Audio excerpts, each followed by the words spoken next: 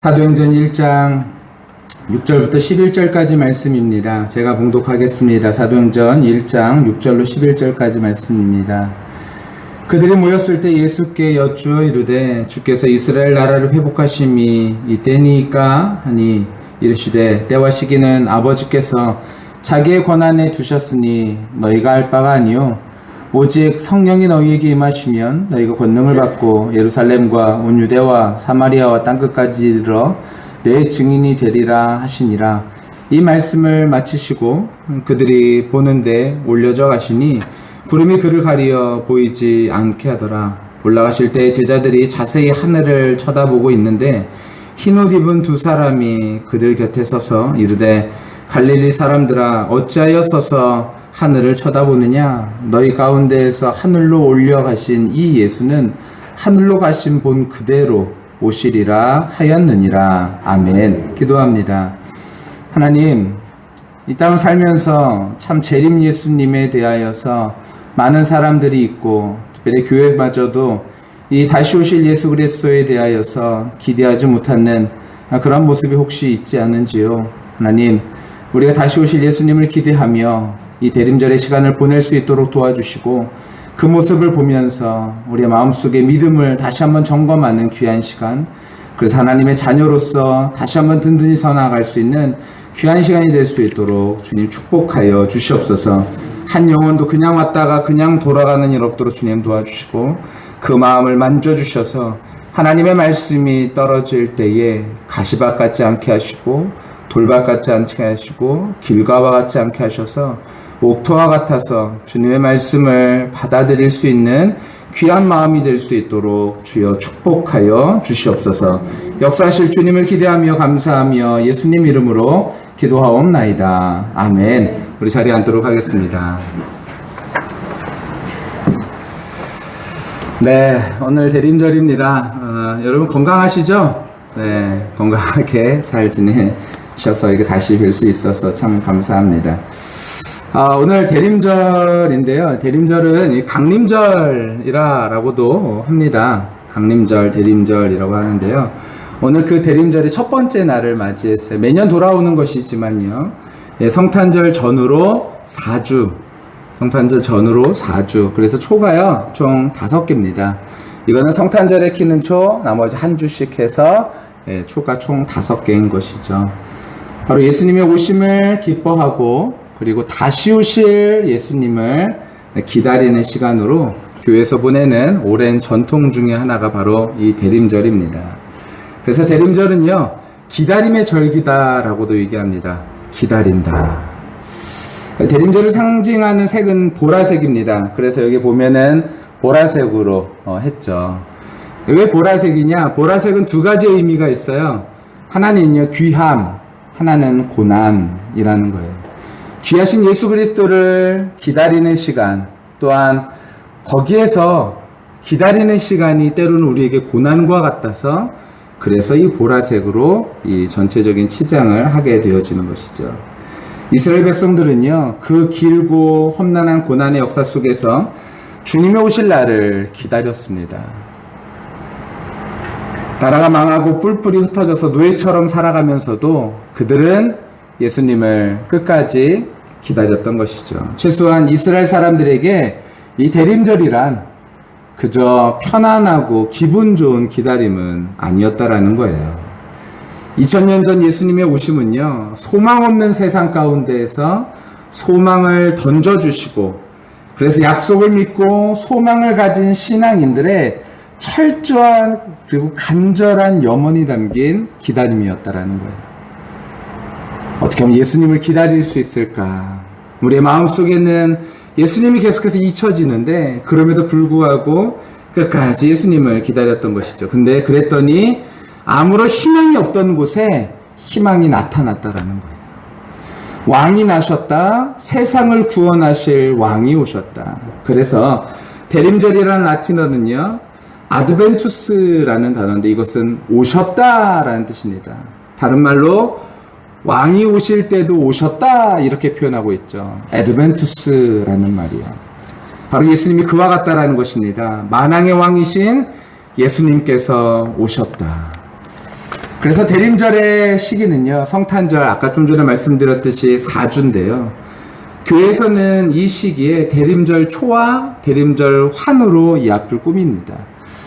아까도 말씀드렸지만 이 초들은요, 각자의 의미가 다 하나씩 있어요. 맨 처음 것은 기다림의 초, 그리고 회개의 초, 그 다음 것은 사랑의 초, 그리고 화해의 초, 그리고 그리스도의 초. 그리고 그리스도의 초를 보면은 여기에 둥근 환 같은 것이 매달려져 있습니다. 이것은 알파와 오메가, 처음과 끝, 언제나 영원하신 하나님을 뜻하는 것. 그래서 환으로 꾸미는 것이죠. 그냥 대충 이렇게 꾸민 것이 아니라요, 이유가 있어서 이렇게 꾸민 것입니다.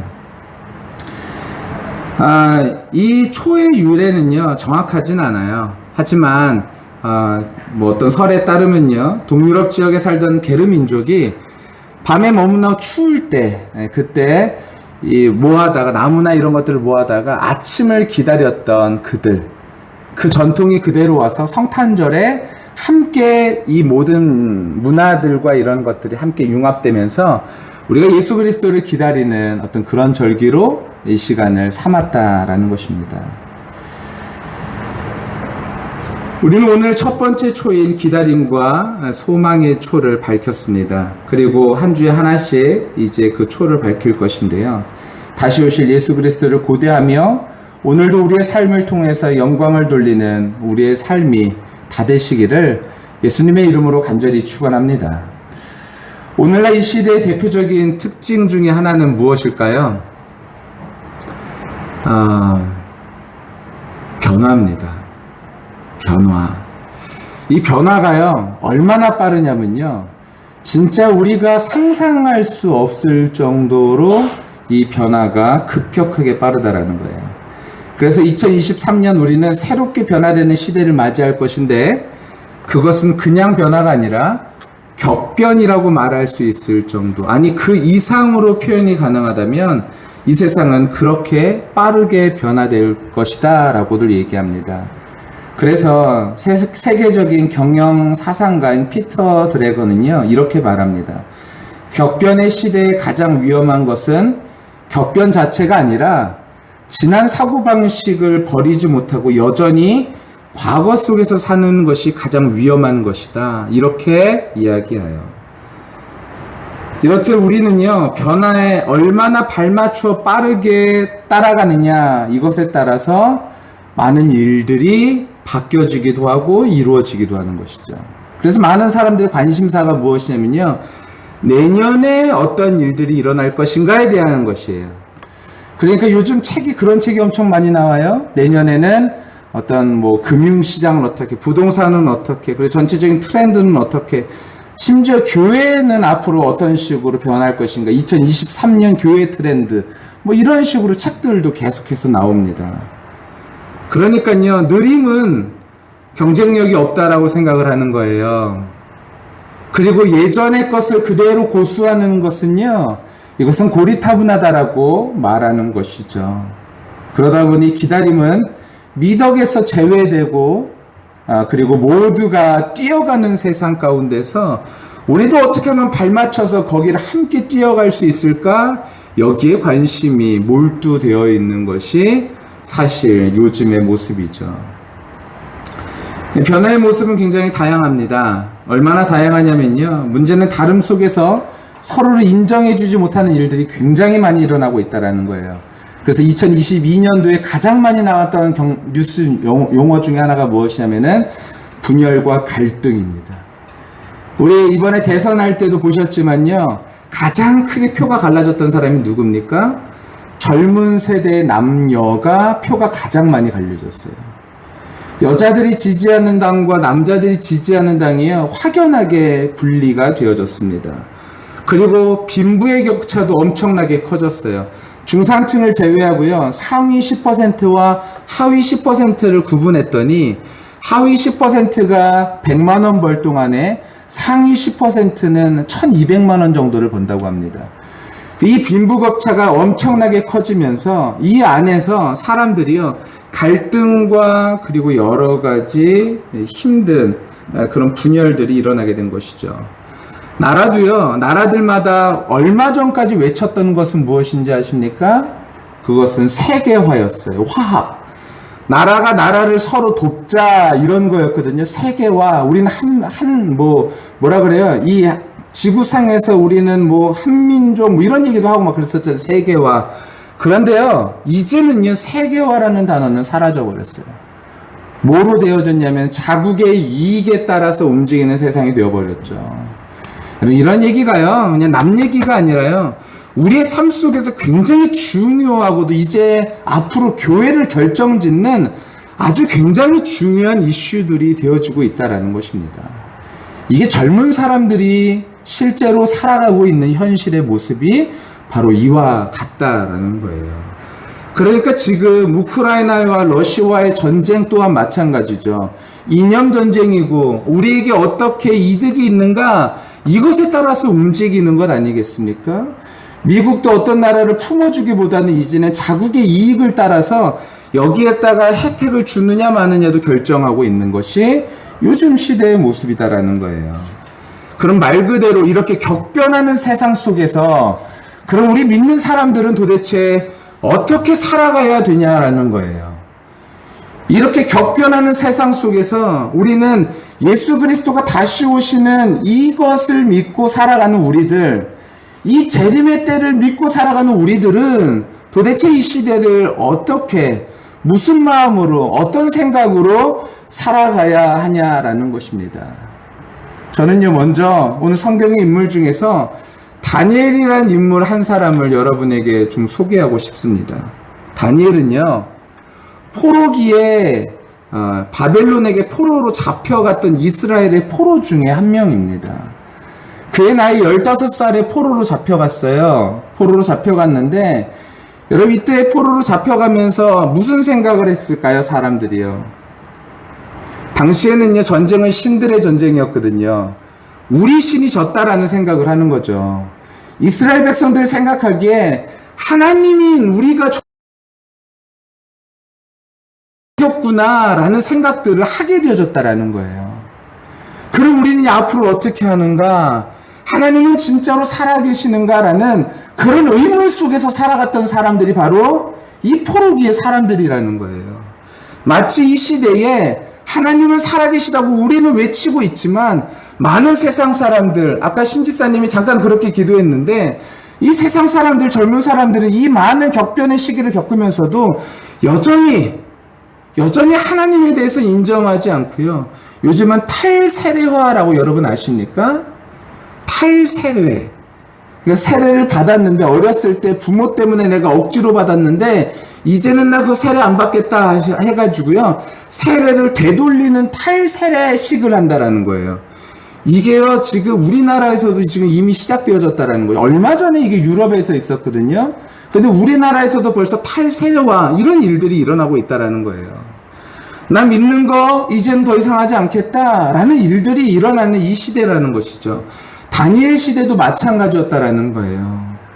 다니엘 시대에도요, 하나님을 믿기보다는 하나님이 아닌 저 다른 신들, 저 바벨론의 신이 이겼구나, 이제는 우린 졌구나 라는 생각을 하면서 그들이 포로로 끌려갔다라는 것이에요. 그런데 포로로 끌려갔는데 그곳의 모습은 어땠을까요? 이스라엘과 바벨론은요, 어떤 차이가 있었을까요? 여러분, 이스라엘 하면요, 이스라엘의 유다 정도의 크기는요, 우리나라로 치면요, 2천 정도의 크기도 되어지지 않아요. 2천. 그런데 바벨론은요, 지금으로 따진다면 뉴욕 한복판의 거리, 그 정도의 모습인 것이죠. 근데 이스라엘 사람들은 그 전까지는 다른 나라를 보지 못했을 때는 항상 들어왔던 얘기가 있어요. 젖과 꿀이 흐르는 땅이 바로 이스라엘 땅이다라는 거예요. 젖과 꿀이 흐르는 땅인 이스라엘을 살다가요, 갑자기 뉴욕 한복판을 봤다고 한번 생각해 보세요. 이 사람들이 무슨 생각이 들었을까요? 어떤 사람은 속았다라는 생각을 드는 사람도 있었을 거예요. 야, 여기가 젖과 꿀이 흐르는 땅이라고 생각했었는데 알고 보니까 여기가 아니라 여기는 건물 자체, 그리고 우상으로 세워도요, 그 높이 자체나 이런 것들이 이스라엘하고 비교조차 되어지지 않는 것이죠. 그러니까 사람들이요 혼란을 일으키기 시작하는 거예요. 야, 이거 도대체 어떡하느냐? 진짜 하나님이 살아계시는가? 하나님이 살아계시다면 우리가 여태까지 믿었던 하나님은 도대체 우리에게 무엇을 알려주셨던 것인가? 이런 생각들을 하게 됐던 것이죠. 그러니까 이스라엘 사람들 중에서 포로로 잡혀와서요, 그들이요 하나님을 잊어버리고 바벨론 문화에 그대로 젖어드는 사람들이 있었다라는 거예요. 요즘 우리도 마찬가지죠. 이 세상을 살면서요 하나님을 믿고 살아간다고 하지만요, 이 세상에 많은 되어지는 일들을 보면서 우리도 우리의 마음이 흔들려 버릴 때가 참 많이 있어요. 돈이 이기는 것처럼 보일 때가 있고요, 권력이 이기는 것처럼 보일 때가 있고요, 신앙 아무리 존다 할지라도요, 야, 이 사람 돈 있는 사람 한마디에 이 모든 일들이 바뀌어지는 모습들을 보면서 우리의 마음이 때로는 무너지고 착잡해질 때도 있다라는 것이죠. 바벨론 문화에 항상 젖어 들어갔던 그 사람들은요, 이제 그 환경 가운데 거기에 놓이게 되면서 그들의 문화 가운데 서서히 젖어들게 되었습니다. 여러분, 어떤 환경에서 살아가느냐가 진짜 중요한 것입니다. 무슨 이야기를 들으면서 살아가느냐가 굉장히 중요한 것이죠. 그런데 바벨론에 있는 이스라엘 사람들은요, 매일 만나는 사람들, 환경들, 이런 것들이 계속해서 그들의 생각과 행동을 바꾸기에 충분해 버렸던 것이에요. 다니엘도 그런 환경 가운데 살았습니다. 그래서 다니엘의 이름이요 바뀌게 되어지죠. 벨드사살이라는 이름으로 바뀌게 됩니다. 다니엘의 이름의 뜻은 무엇이냐면요, 원래 다니엘은요 하나님은 심판자다라는 뜻이에요. 하나님이 심판하세요 라는 뜻인데, 벨드사살은 무엇이냐면요, 이 벨이라는 말이 바벨론의 신 이름이거든요. 벨이여 영원하소서, 이런 이름으로 바뀌게 되는 거예요. 그러니까 맨날 하나님은 심판자야, 하나님은 심판자야, 이런 이름을 가지고 있었던 다니엘이요, 벨이여 영원하소서, 벨이여 영원하소서, 그 이름을 매일 들을 수밖에 없는 상황에 놓여 있었다라는 것이에요. 이 말은 어떤 의미를 갖고 있냐면요, 중요한 것은요, 다니엘도요 원하든 원하지 않든 그 문화 가운데에서 다니엘도 살 수밖에 없었다라는 것이죠. 자기가 아무리 난 다니엘이야 라고 말하고 싶어도요, 사람들이 벨드사살이라고 부르니까 어쩔 수 없이 벨드사살이 되어져 버린 것이죠. 우리도 이 세상을 살면서요, 세상의 여러 가지 문화들이 우리를요 계속해서 우리에게 도전하죠. 하나님이 아닌 다른 것으로 우리를 도전하죠. 계속해서 도전해요. 그런데 문제는 뭐냐면요, 우리가 조금 생각해 보면은 그 문제 앞에서 우리는 또 무너지고 또 무너진다라는 거예요. 다니엘은요, 그런데 그곳 가운데에서도요 다르게 살았다라는 거예요. 뜻을 정하고 다니엘은요 다르게 살았습니다. 하나님은요 그런 다니엘을 인정하셨고, 그 다니엘을 어떤 환난과 역경과 어떤 상황 속에서도 지키시며 보호해 주셨다라는 거예요. 맹렬히 타는 풀무불 가운데에서도 몸속에서 탄내가 나지 않을 정도로 지키셨고, 사자의 입에서도 그 사자의 입을 봉인하여 거기에서도 다니엘을 지키신 분이시다라는 것이죠. 여러분, 그러면 이것을 이 시대로 와서 이야기하면 어떤 이야기가 되는 것입니까? 여러분, 이 시대가요, 우리가 이 시대 가운데서 살아가면서 이 모든 것들이 우리를 집어삼킬 것 같고, 우리도 그 문화를 따라가지 않으면 우리는 도태될 것 같고, 그리고 우리가 고리타분하게 말 그대로 그들이 얘기하는 것처럼 어디 지금 이 시대에 재림 예수를 말하느냐라고 말할 때, 그때에도 여전히 예수 그리스도 살아계심을 말씀하고 예수 그리스도께서 오늘도 살아 역사하시는 분이시다라는 것을 오늘 우리의 삶을 통하여서 그들에게 나타내 보일 때, 하나님은요 우리의 삶을 결코 내버려 두시지 않으신다라는 것입니다. 여러분, 그 하나님을 믿으시고 살아가는 우리들 끝까지 믿음으로 승리하게 되시기를 예수님의 이름으로 간절히 축원합니다. 믿음의 뜻을 정하시기를 바랍니다. 이 세상을 살아가면서요, 다니엘도 어쩔 수 없이 그 문화 가운데서 살아갈 수밖에 없는 일들이 있었어요. 하지만 뜻을 정해서 나 왕의 진미 이거 먹지 않고도 나 충분히 건강할 수 있다. 하지만 다니엘은 고집스럽지 않았어요. 그들에게 대안을 제시하고 지혜롭게 그런 모든 일들을 할 수 있도록 다니엘은 한 가지씩 이루었죠. 포기하지도 않았고 그러면서 제안했었죠. 환관장에게 말합니다. 나 이 음식 먹지 않고도 충분히 건강할 수 있다. 나 먹지 않겠다. 채소와 물만으로도 충분히 건강할 수 있다. 그랬더니 환관장이 뭐라 그래요? 안 된다라고 말하잖아요. 여기 내 목이 달려있는 건데 어떻게 되느냐. 만약에 이것을요, 우리의 시대로 말한다면요, 우리가 만약에 직장에서 하나님의 뜻에 대해서 우리가 말한다고 생각해 보세요. 우리가 사회에서 하나님의 뜻에 대해서 말한다고 생각해 보세요. 이렇게 해야 됩니다. 저 이렇게 하고 싶습니다. 그런데 그때 직장 상사가요, 뭔 소리야? 안 돼! 라고 말할 때 우리의 마음은 어떠던가요? 아유, 때가 아닌가 보다, 안 되나 보다. 근데 다니엘은요, 그때도요, 포기하지 아니하고 환관장이 아닌 그 밑에의 담당관에게 이야기하여서 그럼 열의를 하는 시간을 한번 줘보세요. 그 시간을 줘서 그때도 내 얼굴이 다른 사람과 비교했을 때 여전히 좋지 않다면 그러면 그때에는요, 괜찮습니다. 그때는 내가 당신의 말대로 하겠습니다. 이렇게 하지 않았었나요? 여러분, 우리는 이 시대를 살면서요, 하나님의 뜻을 묻고 하나님의 뜻이 우리의 삶 속에서 살아 역사하시는 것들을 이 세상 가운데서 보여줄 수 있는 그런 그리스도의 대사인 것을 기대하시고 기억하시기를 예수님의 이름으로 간절히 축원합니다. 우리가 가는 곳마다 하나님의 살아계심을 나타낼 수 있는, 보일 수 있는 사람이 바로 우리들이라는 것이에요. 격변하는 시대에서 우리는요, 어떻게 살아야 됩니까? 물론 우리가 사는 세상에서 뜻을 정하고 하나님의 뜻을 기다리며 사는 것, 물론 녹록하지 않아요. 정말로 어려운 일이겠죠. 우리는 그 기다림이 얼마나 힘겨운 싸움인 것은 잘 알고 있습니다. 왜냐하면 세상에서 하나님은 오늘도 살아계셔서 당신의 약속을 이루신다라는 것을 믿기에는 너무나도 악하고 모순된 일들이 우리의 삶 속에 너무나 많이 있거든요. 하나님이 말씀하셔서 말씀하신 대로 무언가 확 되어진다면 진짜 하나님 살아계신다는 것을 우리가 말할 수 있거든요. 여러분, 그런데요, 다니엘의 인생을 보세요. 다니엘의 인생이요, 이 바벨론 땅에서 약 70년을 넘게 살았거든요. 근데 다니엘에게 기적과 같은 일들이 성경에 기록된 거 몇 개 안 돼요. 기껏해야 사자굴에서, 그리고 풀무불에서, 그리고 꿈 해석했던 거 2번, 이게 전부입니다. 80년 동안 4번 정도 하나님의 기적적인 일들을 경험하고선 다니엘은요, 그 시간, 모든 시간을 겪었다면요, 견뎌냈다면요, 하나님께서 우리에게 허락하신 많은 일들이 우리에겐 얼마나 많이 있냐라는 거예요.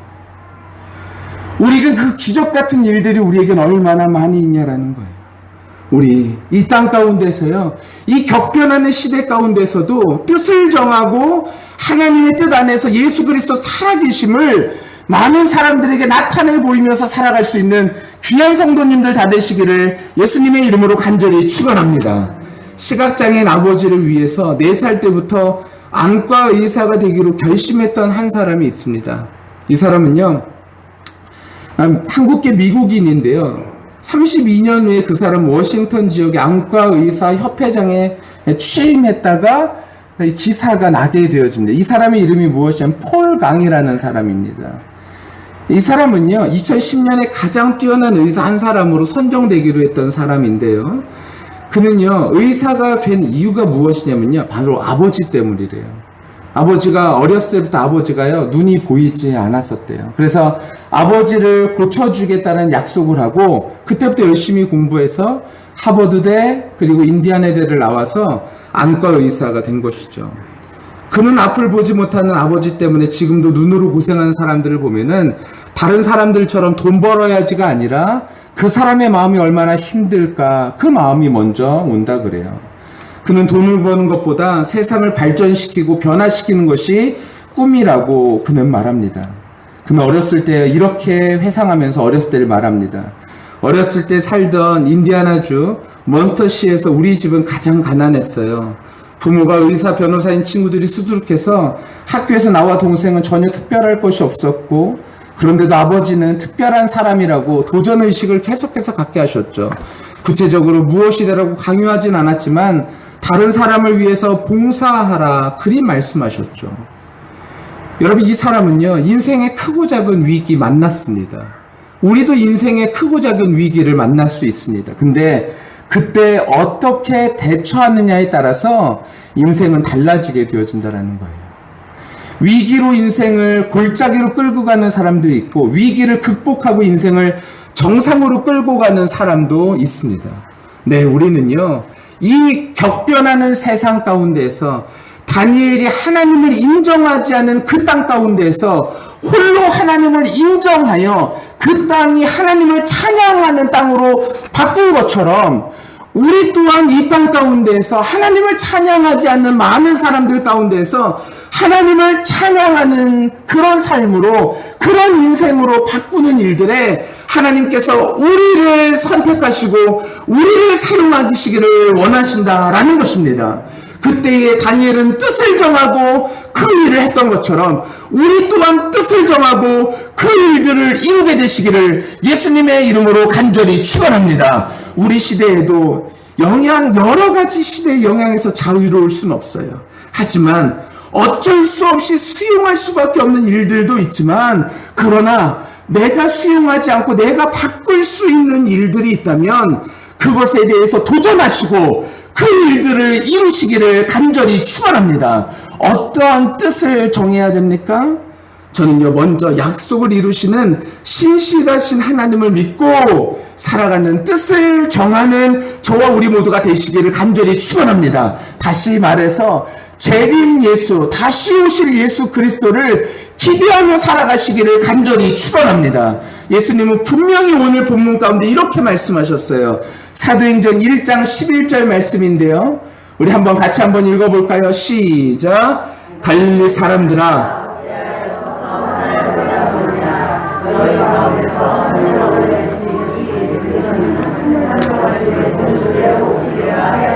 아멘. 갈릴리 사람들아, 어찌하여 서서 하늘을 쳐다보느냐? 너희 가운데로 하늘로 올려가신 이 예수는 하늘로 가심을 본 그대로 오시리라 하셨느니라. 아멘. 예수님은 다시 오십니다. 다시 오셔서 이 땅을 심판하십니다. 다니엘이 그 오랜 시간을 견뎌왔던 것은 하나님께서 다시 그들 가운데 메시아를 보내셔서 그들을 구원하실 것을 믿었기 때문에 그 시간을 견뎌낼 수 있었고, 우리도 또한 이 시간들, 격변하는 시간들 가운데 우리가 이 시간을 견딜 수 있는 이유는 오로지 한 가지, 하나님께서 약속에 신실하신 분이신 하나님께서 예수 그리스도 다시 보내주셔서 이 땅을 심판하시고 하나님을 믿는 자들과 믿지 않는 자들을 구분하셔서 상 주시는 이심을 바라보라는 것입니다. 그때 우리는 이 시대를 눈 크게 뜨고 이 세상 가운데에서 힘있게 살아갈 수 있게 되는 줄 믿습니다. 기다림은요, 서로의 신뢰와 약속이 성립될 때 이루어집니다. 신뢰와 약속이 함께 어우러질 때 기다림이라는 것이 이루어질 수 있는 것이에요. 약속에서 확실한 목표가 설정되고 그때 희망을 발견할 수가 있는 것이죠. 우리가 어떤 약속도 없다면 우리는 우리의 삶 속에서 희망을 발견할 수가 없어요. 우리는 어떤 약속도 없다면요, 이 세상에서 끌려갈 수밖에 없죠. 하지만 우리에게는 확실한 약속이 있습니다. 예수 그리스도 가신 대로 다시 오신다라는 것이에요. 그 약속을 믿고 이 세상 가운데서 힘있게 살아갈 수 있는 저와 우리 모두가 다 되시기를 예수님의 이름으로 간절히 축원합니다. 그러니 기다림은 희망의 다음 단계가 되어지는 것이죠. 기다림이라는 것은 희망이 있을 때에 기다릴 수 있는 것이고, 희망이 없으면 기다림도 없고 기다림이 없는 희망이라는 것은 존재하지도 않습니다. 희망은 기다림이라는 구체적인 행동을 통해서 열매를 맺게 되어지는 것이죠. 여러분, 우리 누구를 기다리십니까? 그럼 어떤 희망으로 살아가고 계시냐라는 거예요. 재림이라는 약속을 희망으로 삼고 기다림에 지치지 마시기를 예수님의 이름으로 간절히 축원합니다. 기다림에는 인내가 필요해요. 예수님의 재림을 기다리는 신앙인들은요, 재림의 더딤을 보고 기다림에 지칠 수도 있습니다. 그래서 쉽게 재림 신앙을 포기할 수 있어요. 그러나 기다린다라는 것은요, 오심에 대한 준비 과정이 요구되어지는 것이에요. 이 준비 과정 가운데 하나님을 매일매일 묵상하고 주님의 다시 오실 것들이 우리의 삶 속에 매일매일 기대되고 소망되어질 때 우리는 그때의 이 모든 시간들을 기다림으로 희망으로 보낼 수 있게 되어진다라는 것입니다. 신랑을 맞이하던 열처녀가 기름을 준비하고 기다렸듯이 비록 오심이 더디하여 인내하며 기다렸지만 그들은 끝까지 인내하며 기다릴 때에 그들은 신랑 되신 예수님을 만날 수 있었던 것이죠. 노아는 비가 오기까지 120년을 기다렸고 모세는 광야에서 40년을 기다렸고 다니엘은 그 땅에서 70년 아니 80년을 기다리면서 하나님께서 역사하실 것들을 기다렸습니다. 성경은요, 우리에게 이렇게 말씀하고 계십니다. 여러분, 기다림이 더디다고 생각하십니까? 한번 읽어보겠습니다. 다음입니다. 베드로후서 3장 9절 말씀입니다. 함께 읽습니다. 시작. 주의 약속은 어떤 이들이 더디다고 생각하는 것 같이 더딘 것이 아니라 오직 주께서는 너희를 대하여 오래 참으사 아무도 멸망하지 아니하고 다 회개하기에 이르기를 원하느니라 하시니라. 아멘. 주님께서는요, 이 약속이 어떤 사람 굉장히 더디다. 왜 이렇게 더디냐? 근데 예수님의 마음은 어떤 마음이래요? 오직 주께서는 너희를 대하여 오래 참으사 아무도 멸망하지 아니하고 다 회개하기를 하나님께서는 기대하시기에 하나님께서 이 시기들을 계속해서 유보하고 계신다라는 거예요. 사랑하는 성도 여러분, 모든 일에는 때가 있습니다. 분명히 때가 있습니다. 하나님 다시 오셔서 이 땅을 심판하실 때가 있고 그때에 주 앞에 서 있는 자들 하나님께서 부르시고 하나님의 자녀 삼으시는 그 확실한 증거를 우리 가운데 나타나실 날들이 분명히 있다라는 거예요. 그래서 모든 눈물을 그 눈에서 닦아주시리니 다시는 사망이 없고 애통하는 것이나 곡하는 것이나 아픈 것이 다시 있지 아니하리니 처음 것들이 다 지나갔음이러라. 아멘. 이 일들을 하나님께서 이루신다라는 것이에요. 재림의 때 우리는 모릅니다. 예수님도 오늘 분명히 말씀하셨어요. 모른다고 말씀하셨죠. 예수님도 때와 시기는 아버지께서 자기의 권한에 두셨다고 말씀하셨어요. 그러면 우리는 그때까지 무엇을 해야 됩니까? 오늘 8절 말씀 함께 읽겠습니다. 8절 말씀입니다. 시작. 오직 성령이 너희에게 임하시면 너희가 권능을 받고 예루살렘과 온 유대와 사마리아와 땅끝까지 이르러 내 증인이 되리라 하시니라. 아멘. 성령 충만하여 증인 되시기를 축원합니다. 성령 충만하여 증인된 삶을 살아가게 되시기를 간절히 축원합니다. 오늘도 하나님 살아계신 것을 여러분 우리의 삶을 통하여 사람들에게 보여주시길 바랍니다. 하나님 맥없이 쓰러지신 분이 아니라 하나님은 오늘도 우리를 기다리시는 분, 오늘도 우리를 기다리셔서 우리가 회개하길 원하시는 분, 그 살아계신 하나님을 오늘 우리의 삶을 통하여 많은 사람들에게 보여주는 우리의 삶이 다 되시기를 예수님의 이름으로 간절히 축원합니다. 오직 성령 충만하여 증인된 삶, 성령 충만하여 권능받아 예루살렘 온 유다 사마리아와 땅끝까지 이르러 주님의 삶을 끝까지 사시다가 하나님의 때가 돼서 주님께서 다시 오셔 하나님의 나팔 소리가 울려 퍼질 때에 그때 주님과 함께 그 잔치에 참여하게 되는 우리 모든 성도님들이 다 되시기를 예수님의 이름으로 간절히 축원합니다.